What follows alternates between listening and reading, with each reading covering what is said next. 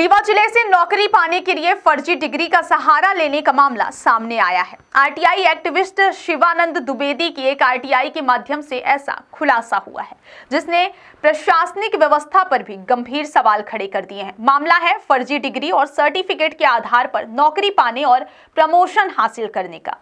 यह पूरा मामला जुड़ा है ग्रामीण यांत्रिकी सेवा संभाग रीवा क्रमांक 1 में पदस्थ प्रभारी कार्यपालन यंत्री टीपी गुर्दवान से।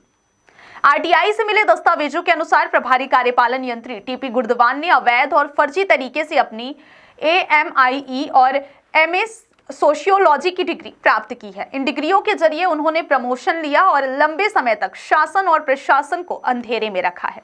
शिवानंद द्विवेदी ने आरोप लगाए हैं कि बिना शासन की अनुमति के एएमआईई की परीक्षा दी गई, डिग्री प्राप्ति में व्यापक गड़बड़ियां और अनियमितताएं की गई हैं। सेवा पुस्तिका में हेरफेर करके फर्जी डिग्रियों को वैध दिखाने की कोशिश भी की गई।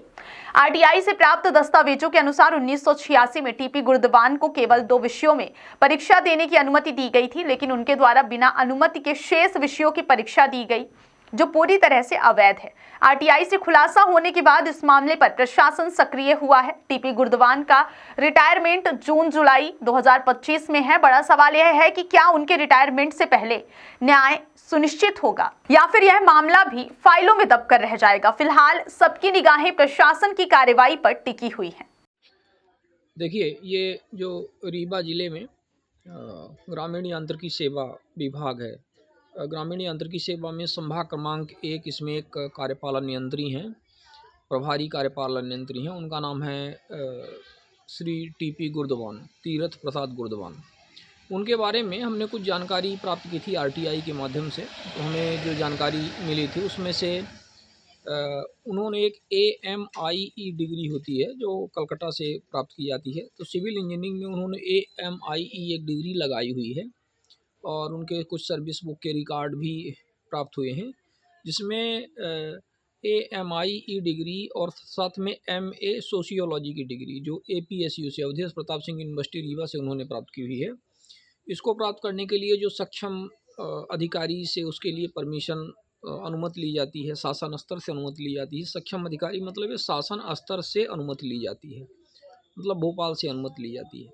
ऐसी कोई अनुमति उनके द्वारा नहीं ली गई है, ऐसा उस आरटीआई में प्रतिवेदित किया गया है, जो हमें आरटीआई प्राप्त हुई है।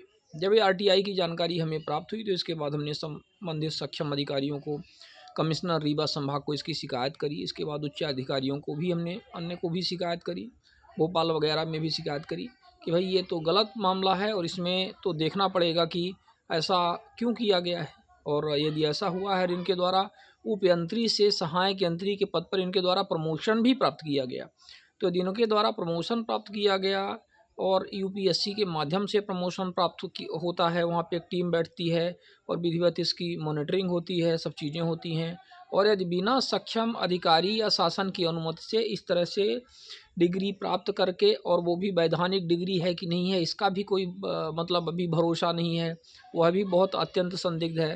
तो इसकी शिकायत करी थी, इसकी जांच चल रही है। अधीक्षण यंत्री ग्रामीण यांत्रिकी सेवा संभाग रीवा मंडल को इसकी जांच दी गई है, और उनके द्वारा जो जांच की गई है तो उन्होंने कई सारे पत्राचार प्रमुख अभियंता जो ईएनसी होते हैं आरईएस भोपाल के, उनको प्रेषित किया गया मार्गदर्शन हेतु, जबकि इनको ये पता होना चाहिए, वरिष्ठ अधिकारी हैं, कि कहाँ से किस डिग्री के लिए क्या परमिशन की चाहिए होता है। तो इसमें लगभग 7-8 महीने इसी पत्राचार में इसमें गंवाए जा चुके हैं, और जून-जुलाई 2025 में इनका रिटायरमेंट है।